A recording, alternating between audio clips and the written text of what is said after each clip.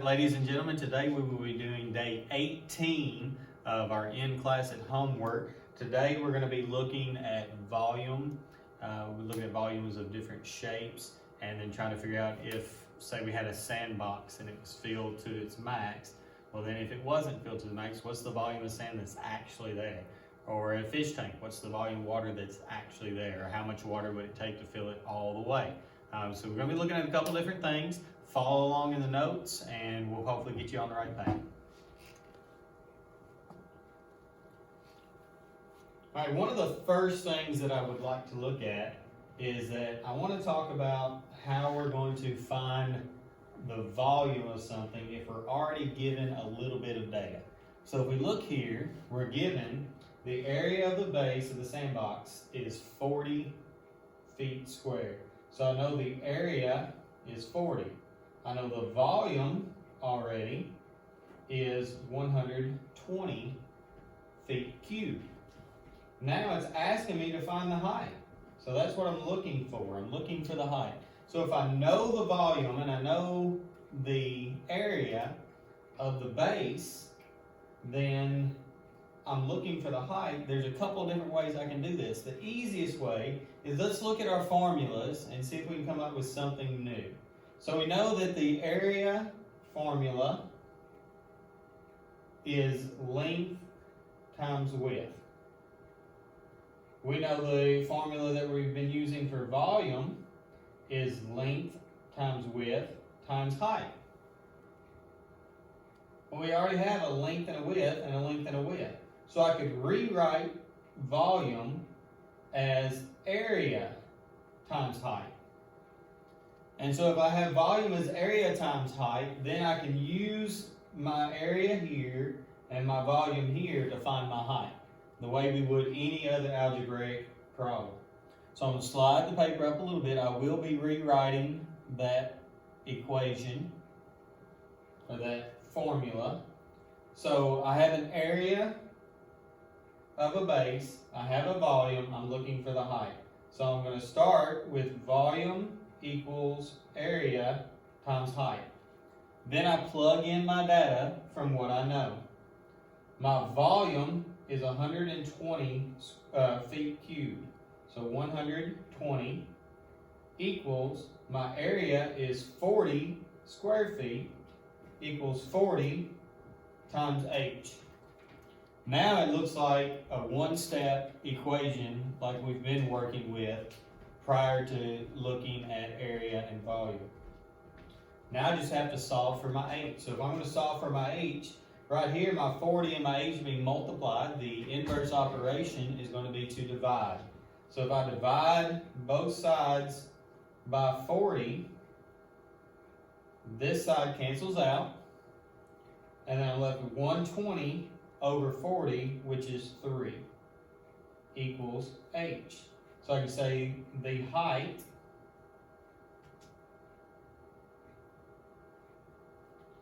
is 3 feet.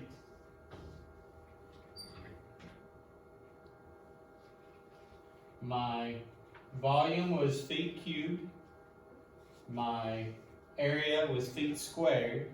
And feet cubed divided by feet squared leaves me with just feet. That's why this is not squared or cubed, it's just a height of 3 feet. So continuing on with this same example, let's look at part B. Part B says the sandbox was filled with sand, so it meant that the entire 3 feet had sand in it. But after the kids played, some of the sand spilled out. Now the sand is at a height of 1/2 feet. Determine the volume of the sandbox after the children play inside. So now we know our height. We're looking for our volume. We said that our equation was volume equals area times height.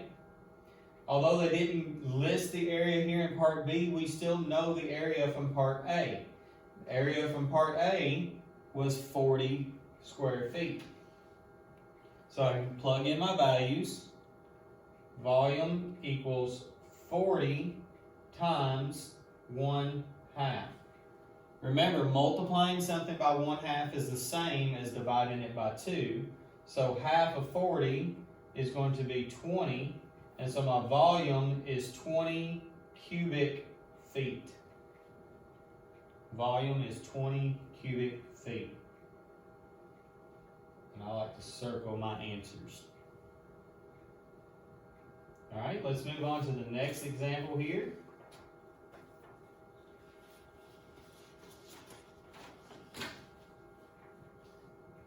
All right, so looking at this next example, we have a box or a cube of some sort here, a rectangular prism if we want to be real specific.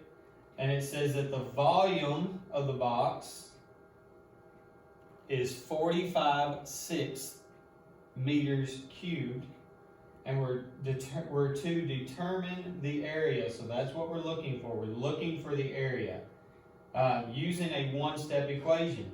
Well, we're given this measurement, and as you can tell, that is our height. So our formula we're going to use is volume equals area times height. And in this case, we're given the volume, we're given the height, we're looking for the area. So I plug in my values. I have 45/6 equals area times 9/2. Now, because we're dealing with fractions, and I'm going to keep it in fractions this time, so you may find that it's a little difficult to do because you're not going to be using your calculator, but we can work with fractions. You know how to do this kind of stuff.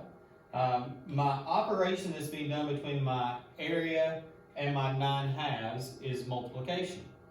Well, the inverse would be division. But if we're dividing fractions, dividing a fraction is the same as multiplying it by its inverse. So I can multiply by 2/9 on both sides. And when I multiply by 2/9 on both sides, this side cancels out, leaving me with just my A. And so now I have 2 times 45 and 9 times 6, because when we multiply fractions, we just multiply straight across. Well, 2 times 45 is going to give me 90, and 9 times 6 is going to give me 54. And that's going to equal my area. Now this is an improper fraction, so I don't want to leave it that way. I'd like to change it to a mixed number, and then simplify if we can. So I could take my 90 and divide it by my 54. 54 we're going to the 90 one time. And that's going to leave me with 36. 54 will not go into 36. So I've got my 1. And then I've got 36 over 54. Well, as it turns out,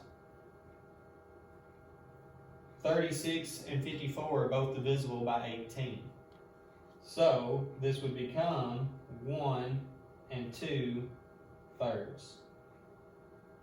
So my area of this box would be 1 and 2/3. We're working in meters, and it's an area, so 1 and 2/3 meters squared. And that will give me the area of the base, which would be the bottom or the top portion of my box. And again, circle my answer. All right, so let's move on to the next example. We're going to continue to work with fractions.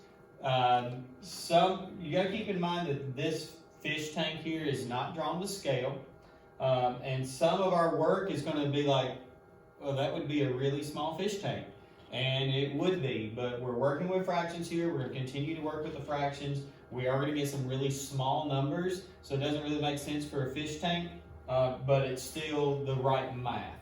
So just follow along with the math and don't worry about it being a quote-unquote fish tank. Worry more about the math. So it says Marissa's fish tank needs to be filled with more water. Part A says to determine how much water the tank can hold. Well, let's go back to our very first volume formula. Volume equals length times width times height. Well, if I look at my fish tank here, here's my length, which is 3/4 here's my height, which is, I'm sorry, not my height, but my width, which is 1/4, and then here's my height of the actual fish tank itself, which is 3/5. So to find out how much water the fish tank can hold, I just need to multiply my length times my width times my height. So I would plug in my values. Volume equals my length of 3/4 meters times my width of 1/4 meters times my height of 3/5 meters. Multiplying fractions, we multiply straight across. I'm going to look at the first two fractions first. 3 times 1 would give me 3. 4 times 4 would give me 16. And I'm still multiplying that by my 3/5. And then if I multiply that straight across, 3 times 3 gives me 9. And then 16 times 5 will give me 80. Now, this fraction will not simplify. So my volume equals 9/80 meters cubed. Again, that's a really small number, and it doesn't really make sense that that would be a fish tank. But again, we're looking at the math. We're not worried about the hypothetical fish tank. So let's worry about the math. So the amount of water that the tank could hold would be 9/80 meters cubed. The next example, or the next part, says determine how much water is already in the tank. So that would be this shaded portion here, and we're given this height here of 3/8, and that is the height of the water that's already in the tank. So now I've still got my same length, my same width, I've got a different height. So I'll set up my equation the same way, length times width times height, and plug in my new values. I'm still using my 3/4, my 1/4. The only thing that's new is now I've got 3/8 instead of the 3/5. We already determined that 3/4 and 1/4 multiplied together will give us 3/16, and now we're multiplying that by 3/8. 3 times 3 again will give us our 9, but 16 times 8 will give us 128. Again, this fraction will not simplify. So another very small number, but the volume of water already in the tank is 9/128 meters cubed. That's the amount of water already in the tank. Now, part C says how much water is needed to fill the tank. Now we could take the total amount of water that could be in the tank and subtract the amount that's already there, but then we're subtracting some fractions, and that's not as easily done as just looking at this. Again, this fish tank is not drawn to scale, but if this portion here and to this portion here is 3/8, then the remaining portion would have to be the difference between 1 and 3/8. Well, that would be this area here, and 1 minus 3/8 would give me 5/8. I know that this area looks smaller than this area. Again, it's not drawn to scale, but it does make sense that 5/8 and 3/8 would equal 8/8, which is 1. So the remaining area, or the remaining portion here, the remaining height would be 5/8. So that's our last H. Keeping the same length, same width, changing the height. So volume equals length times width times height. Plug in my values, same length, same width, new height of 5/8. And slide up a little bit so you guys can see the math. We've determined multiple times that 3/4 times 1/4 equals 3/16. We're going to multiply that by 5/8. 3 times 5 is going to give us 15. And 16 times 8, again, just like it did before, will give us 128. Once more, this is a fraction that will not simplify. So our volume that is needed of water to finish filling the tank is going to be 15 128 meters cubed. Circle my answer. If you have any questions over this, we ask that you please reach out to us on Google Hangouts or Google Classroom. We'll be more than happy to assist. If it helps, go back and watch the video one more time. I think that would be very beneficial. Again, if you have any questions at all, please reach out to us. Have a great day.